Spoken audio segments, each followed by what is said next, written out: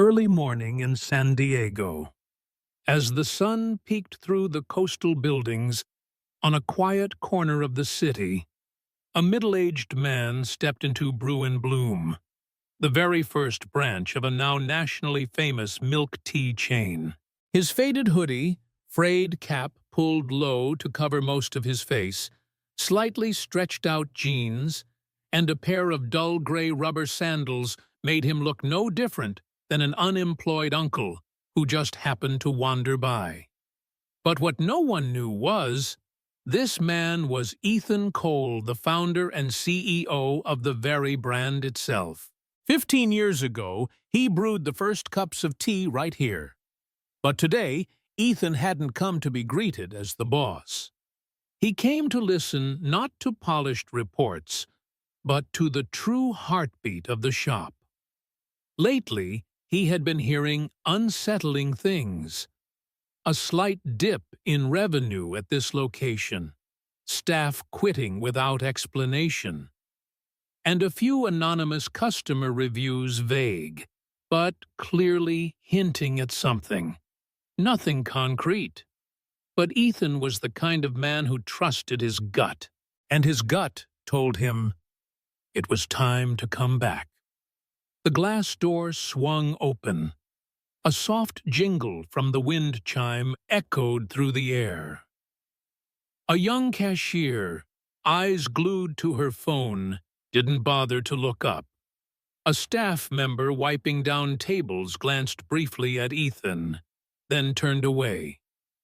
"Do you have any tea that's low ice, extra toppings, but no extra charge?" Ethan asked, his voice carrying a clueless tone like a true walk-in customer. The cashier finally looked up, squinting as if she'd just seen something off-vibe. "If you want it that special, then there's an extra charge," she replied, putting emphasis on the word charge. Ethan smiled. Perfect. No one recognized him. No nods, no hushed whispers of, "The CEO's here." He didn't need the spotlight. He needed the truth. He chose a seat by the glass window just close enough to observe every corner of the shop without drawing attention. When his milk tea arrived, Ethan tried to open the lid to remove some ice, but he wasn't used to the new design. The tapioca pearls shot up like fireworks, then scattered all over the table. A staff member around 20 years old walked over, exhaled sharply through his nose, gave Ethan a side-eye with a hint of warning, and silently handed him a napkin. Ethan gave a sheepish nod. "Thanks." He lifted the cup and took a sip. The flavor hit exactly like it did the very first day he brewed it. But the thing Ethan had come to taste wasn't just the tea. It was the atmosphere, the attitude, the things you'd never find in a report. And he had a feeling that what he was about to discover would be more bitter than anything else. As the ice blender hummed in the background and a spoon stirred foam into milk, Ethan slowly observed every movement inside the shop. The young employees moved swiftly to fulfill orders. Some chatted and giggled behind the counter.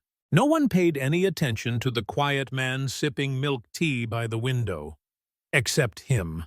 An older man, silver-haired, sun-darkened skin, slightly hunched posture, was gently wiping down the prep area behind the counter. He wasn't wearing a barista apron. He wasn't adjusting toppings or pouring milk. His job didn't belong in the spotlight. That was Walt, the shop's behind-the-scenes support staff. Over 70 years old. Ethan leaned slightly, his gaze fixed on the old man. Walt's left hand trembled a little each time he lifted the ice container, yet he always placed each scoop down carefully, never spilling a single pearl. When the young employee dropped a box of matcha powder, it was Walt who crawled under the cabinet to retrieve each small packet, then quietly wiped the floor until it sparkled. What caught Ethan's attention wasn't just the diligence, it was the smile. Though he worked in the shadows, Walt always wore a smile. Though he took on every task no one else wanted, he still bowed his head in gratitude when a customer returned their cup to the bin. When a little boy spilled his tea, Walt silently cleaned it up, then slipped a peppermint candy into the child's hand from his shirt pocket. No one applauded. No one noticed. Except Ethan. Just as Ethan was watching Walt closely, a burst of stifled laughter echoed from behind the counter. "Look, it's Walt. Still alive?" a young male voice snickered. "Probably trying to set a Guinness World Record for work until the day you drop," a female voice chimed in, dripping with sarcasm. Ethan turned his head, and it was the two cashiers, Dylan and Becky. Both of them looked fresh out of college neat uniforms, gelled hair, spotless white sneakers, and their eyes are cold, condescending, brimming with contempt. "Yesterday I saw him sleeping in that old pickup truck behind the shop," Dylan murmured, just loud enough for nearby customers to hear. "The windows taped up. Gross. Old, hands shaking, and still acting like some kind of superhero." "Just retire already, Grandpa," Becky scoffed, flicking her hand dismissively. Ethan said nothing, but his fingers tightened slightly around his cup, not out of anger, but out of pain. Walt was still working just a few feet away. Maybe he heard. Maybe he was used to it, but he stayed silent. A moment later, the sound of a flustered female customer came from the counter. Ethan looked over and saw her opening her wallet, rummaging through it, then letting out a sigh. A soft voice followed. "I'm sorry. I think my card just got locked. Is there any other way I can pay?" Becky let out a sharp breath. "Can't afford it, but still wants extra toppings." Ethan raised an eyebrow. Right then, Walt stepped out from the back without saying a word. He placed a $10 bill on the counter, then quietly returned to his post, as if he had never been there. The girl stammered, "Oh, that's not necessary, sir." Walt offered a gentle smile. "The tea's sweet enough, no need to add embarrassment, dear." Ethan looked at him, worn-out canvas shoes, eyes that still sparkled, and a heart quietly stationed behind a milk tea counter. No one asked him to do that, but he did it anyway. And maybe, just maybe, it's because of people like him that Brew and Bloom still held on to a fragment of kindness, even in a place where people had forgotten that customer service sometimes starts with something as simple as a smile, free of charge. Ethan leaned back in his chair and slowly exhaled. The question was no longer, "Is something wrong here?"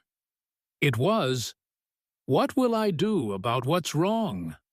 Afternoon drifted slowly at the Brew and Bloom San Diego branch, carried along by soft lo-fi music and the gentle aroma of milk oolong. Ethan remained in his usual corner this time, blending in a bit more with the crowd. He was folding napkins like a quirky but harmless uncle, playing the part. And then his lucky moment arrived. Dylan and Becky were on the afternoon shift. With few customers around, the two huddled behind the counter, whispering with the kind of secrecy that invited suspicion. Ethan tilted his head slightly, pretending to study the wall menu, while his ears caught every single word, as if a thin layer of glass had just shattered between pretense and truth. I checked Walt doesn't have the access code to the cash drawer, but he's always around. Anytime a customer's short, he just pulls out his own wallet.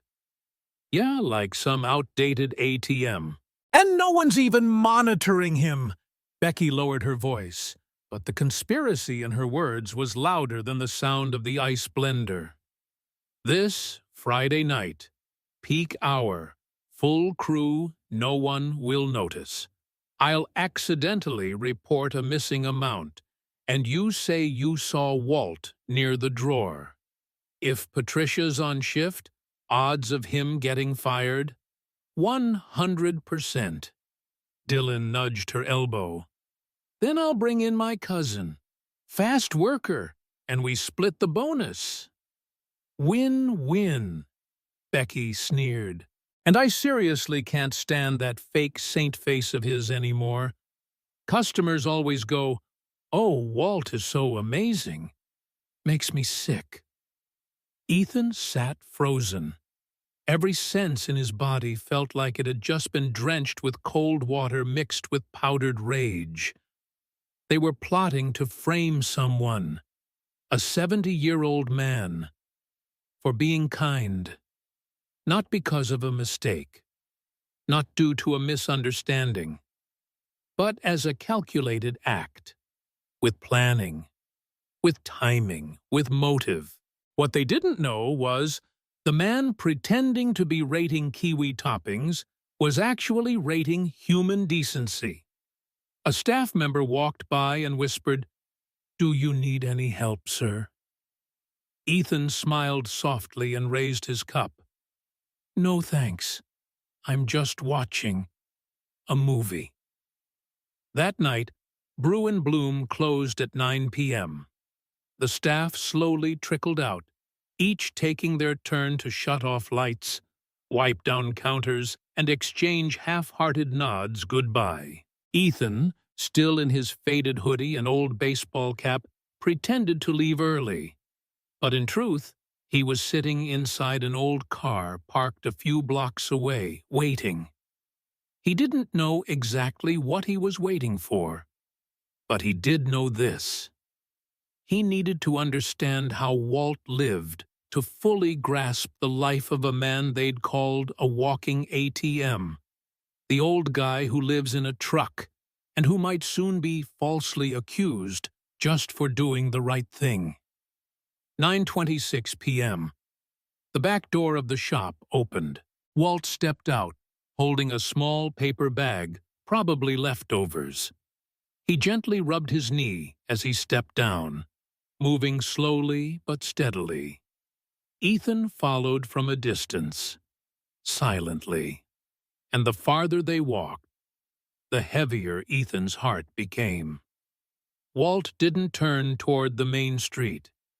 Instead, he crossed the lot behind the shop, where only a few old cars sat quietly beneath the dim glow of yellow streetlights. He stopped in front of a faded camper van rust, creeping along its edges, one mirror shattered, the back tire sagging low. Ethan held his breath. Walt placed the paper bag on the roof, opened the rear door. Inside was a thin mattress, a few boxes of instant noodles, a jug of filtered water, and one old photograph. His wedding picture, with his wife. No bed, no heater. Just a flashlight dangling from a door hook, casting a weak glow fragile, like the life he lived. Ethan clenched his jaw, but it wasn't over yet.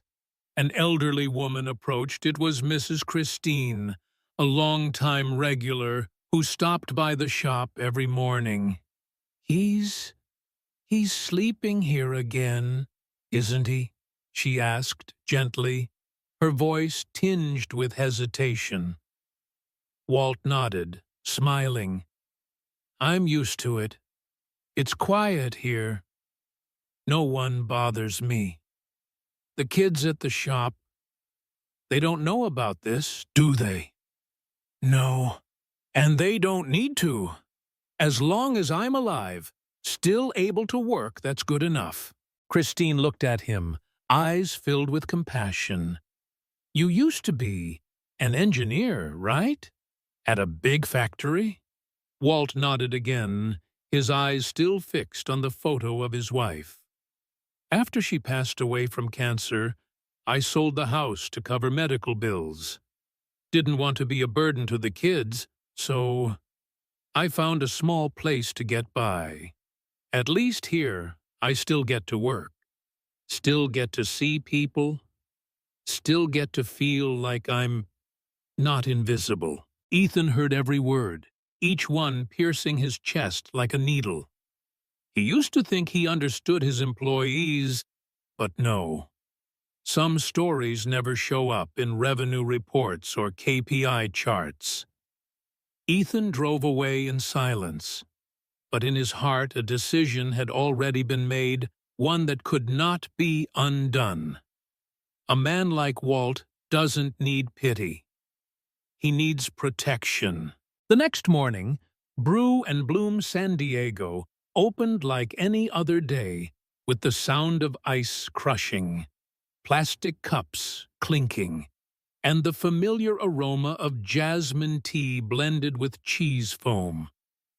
But only one person knew today would be anything but ordinary. Ethan showed up early, still playing the part of the unemployed guy with a thing for milk tea, wearing his old baseball cap and his awkward, slightly lost demeanor. But this time, he sat somewhere different, closer to the cashier counter, with a clearer view. Another person arrived early, too. Jessie, the single mom Ethan had once helped after she'd been rejected for a job because she didn't have a babysitter. She carried her 2-year-old daughter in one arm and a role Ethan had quietly asked her to play. Jessie, you just need to be as real as you are. No need to act. To be honest, I don't need to act.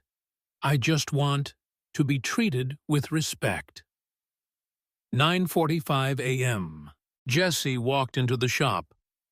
Old jacket, worn-out canvas shoes, a little girl in her arms sucking on a pacifier and wide-eyed, curiously taking in the world.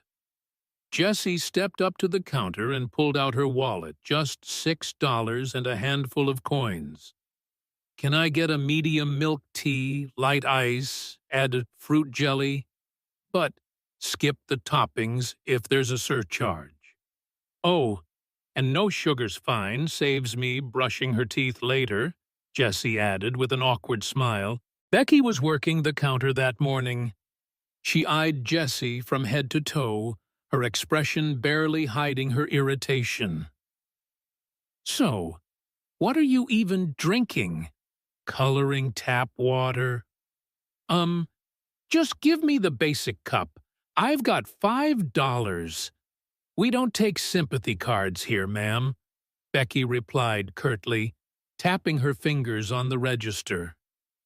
The shop fell silent. At that moment, Walt stepped out from the back. He saw Jessie and her child. His eyes lit up, and he remembered her. He didn't ask anything. He just smiled gently and pulled a $10 bill from the pocket of his wrinkled shirt. Let's get her some toppings. Watermelon jelly or taro cubes are our pick. Jessie looked at him, eyes brimming. But the mission wasn't over yet. Becky, standing nearby, leaned toward Dylan and whispered just loud enough. There he goes again. I swear, that old man's wallet must have spontaneous charity fund printed on it. Dylan smirked. He glanced at Jessie, now seated at a table while the child hugged a milk teacup almost bigger than her face, then stepped closer to Becky. One more point for us. Playing out exactly like we planned. Camera temporarily down. And who's closest to the register? Walt. Bingo. Ethan heard everything, and the hidden camera had recorded it all. 10:15 a.m. Dylan knocked on the shift manager's office door. "Chloe, I just rechecked the drawer and there's $27 missing." And someone saw Walt standing near it. Becky nodded in agreement, wearing the face of someone who didn't want to say anything, but just couldn't ignore it. Walt was wiping down the counter, unaware of what was coming. Ethan tightened his grip on the matcha latte in his hand. He was ready. Tomorrow would be the reckoning. 10:40 a.m. At Brew and Bloom San Diego branch, it was a lull in the shift. Only a few scattered customers sat around, mostly students skipping class or office workers unwinding with laptops and milk tea. No one noticed that a staged performance was about to unfold right before their eyes. "Walt, Chloe's asking to see you in the office." "Me?" Walt turned around, still holding his cleaning rag. "Yes, it's about the drawer logs," Becky said, her voice soft, too soft, soaked in fake concern. Walt wiped his hands on his apron, nodded gently, and walked toward the office. Inside, Chloe, the shift manager, stood before her laptop, her face visibly tense. Next to her stood Dylan and Becky, each holding logbooks and shift reports. "Walt," Chloe began slowly, "over the past few days, there's been a pattern of cash shortages from the drawer. This morning, we're missing 27ers with no record of it. And both Becky and Dylan said they saw you near the register just before the discrepancy was found." Walt froze. A heavy silence filled the room, thick with shock and disbelief. I was only standing there because I saw a customer who was short on money. I pulled out some cash from my own pocket, just like I've done before." "Yes, but you're not authorized to handle the register," Dylan cut in. "Who's to say you didn't just help yourself to a few extra bucks? I didn't take anything. You can check my wallet if you need to." "We don't search employees' wallets," Chloe interjected, her voice uneasy. Walt let out a sigh. He didn't argue. He simply placed the cleaning rag on the table. "If everyone here already believes I did something wrong, then there's no point in me explaining. I resign, effective immediately." A long, heavy silence blanketed the room. Outside, Ethan rose from his seat. No more lowered cap. No more averted gaze. No more awkward act of a wandering milk tea uncle. He walked deliberately, slowly toward the counter. The eyes in the shop began to turn toward him. And then he spoke. "No one here is getting fired." His voice rang out sharp and clear, cutting through the near total silence. Walt turned back. Chloe looked stunned. Dylan and Becky froze. Ethan stood tall, his eyes sharp as blades, but his voice calm and unwavering. "Someone is getting fired today.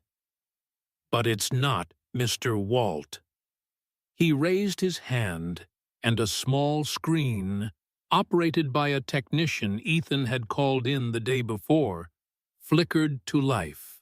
It played footage captured from a hidden camera installed behind the pastry shelf. Crystal clear image. Audio intact. Not a single word missing. On the screen, Becky and Dylan, smirking, conspiring. Their voices crystal clear.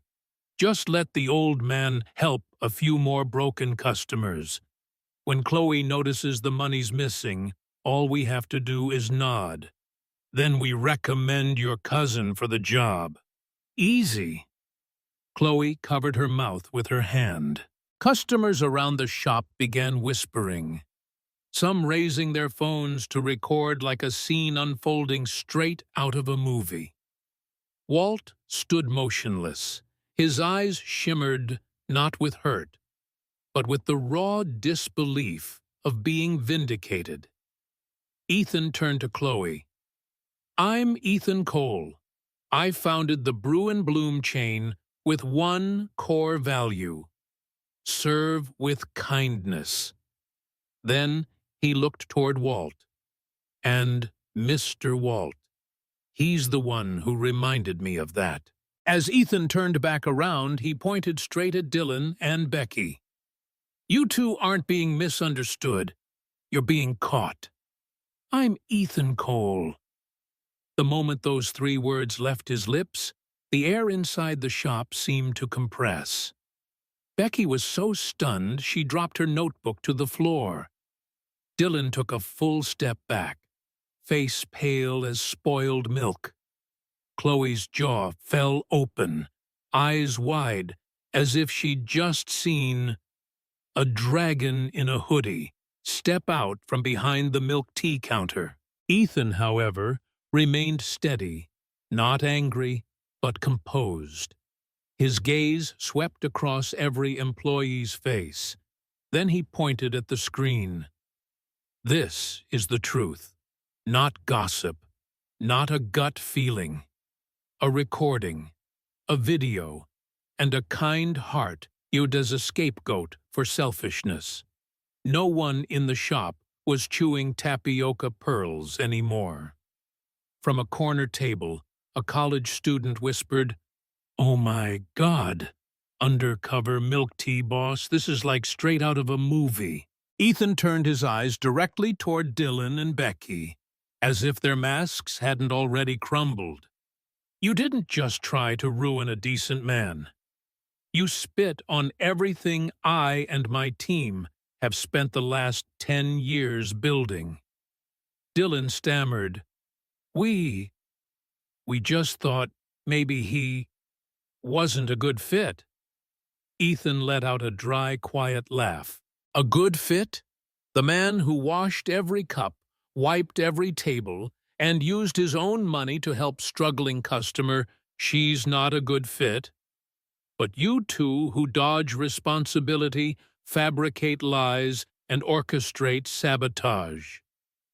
Becky trembled, her voice cracking. We're sorry. Ethan cut in, his voice low, firm. No, you're not going to apologize to me. You're going to apologize to Mr. Walt. And if you have even a shred of decency left, you'll apologize to every single person in this store today. Walt stood there, not yet able to speak. Ethan turned to Chloe's manager, still visibly shaken. Chloe, could you call the police for me?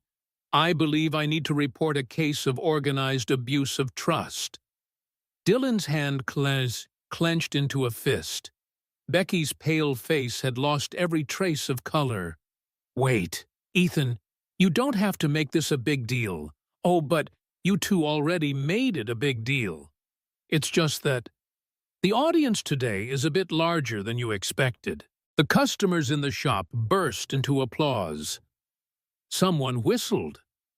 A middle-aged man at the next table even called out, "Serves you both right." At that exact moment, the shop door opened and 2 police officers walked in. Ethan had already contacted them earlier that morning. He calmly handed them a file folder containing printed documents and a copy of the video recording. Everything you need is in here. They didn't steal much yet, but they clearly intended to keep doing it. It's organized. Dylan made a move toward the exit, but a large, broad-shouldered customer, an auto mechanic who often came in for iced green tea, stepped forward and blocked the way. You should wait until the officers say you're free to go." Becky collapsed into a chair, covering her face, sobbing uncontrollably. Walt still stood there, his hands trembling, not from age, but from emotion. When Ethan turned back to him, their eyes met quietly, wordlessly, for a long second. And then Ethan spoke, not with the commanding tone of a CEO, but with the quiet voice of a man who had just realized he'd almost lost the soul of his company. "I'm sorry. Not because I didn't know, but because I didn't pay attention in time." Walt gave a gentle smile, his eyes still red. "You did pay attention, and that is what makes all the difference." The next morning, Bruin Bloom's San Diego branch opened as usual. But the atmosphere was anything but ordinary. No more sighs during breaks, no more side eyes behind the counter, and no more two employees whispering, watching their co-workers like predators. Instead, there was the scent of freshly baked pastries offered for free, and a handwritten sign by the door. "Today's special guest, Mr. Walt, the man who reminds us that kindness never goes out of style." Walt walked in no longer wearing his old, faded apron, but dressed in a crisp, light blue shirt, paired with a simple, neatly tied tie. "Chloe." The shift manager welcomed him with a warm smile and a cup of oolong extra cream, the very drink Walt had always made for others, but never once ordered for himself. In the center of the shop, Ethan was waiting. No suit, no CEO name tag, just Ethan the founder. And today, the student. "Walt," he began, "I know you've never worked here for the money, but I think it's time we stopped letting you pay with kindness." The entire shop chuckled softly. Everyone knew Walt had covered drinks for at least 10 customers over the past 2 years. Ethan handed him a brown envelope, stamped with the name Walt Thompson. Walt opened it. Inside was a property deed for a small apartment near the shop, a letter confirming full forgiveness of all outstanding medical bills, and an official appointment letter. Senior Customer Service Advisor, Brew and Bloom, San Diego, including a salary equivalent to that of a branch manager, a flexible schedule, and no dishwashing required. Walt stood in stunned silence. His hands were trembling, but from emotion, not age. Ethan continued, "You once said, 'Kind people don't need to be thanked just for being seen.' Today we're not just thankful. We're changing." Then he turned to the room and announced 3 new policies for the entire Brew and Bloom chain effective nationwide. 1. The living wage policy. Every employee, from baristas to bussers, will now earn a wage they can live on, no longer dependent on tips. 2. The Walt's Brew Fund. A community fund to help customers facing financial hardship, from a single milk tea to full meals for families. Every month, 5% of company profits will go directly into this fund. 3. Emergency support for employees. For those with sick loved ones, housing struggles, or mental health burnout. Because a great team is one that leaves no one behind. Thunderous applause filled the shop. There was laughter, and there were tears of sadness, but of relief. Jessie, the single mom who once played the broke customer, stepped forward and wrapped her arms tightly around Walt. "Thank you for helping me keep my dignity when I was at my lowest. Today I give back the only thing that matters: trust." for me, my child, and this whole world. Walt smiled, dabbing his eyes with a handkerchief. The world doesn't get better because it has more powerful people. It gets better when kind people are finally standing in the right place. A few weeks later, the story spread across social media. Undercover milk tea boss pulls a twist that leaves the whole shop in tears. The crowd at Brew and Bloom grew larger than ever before. But people weren't just coming for the milk tea. They came for something deeper. The hope that in a world so full of calculation, kindness still has a place to live. And Brew and Bloom in San Diego was where the very first seed was planted.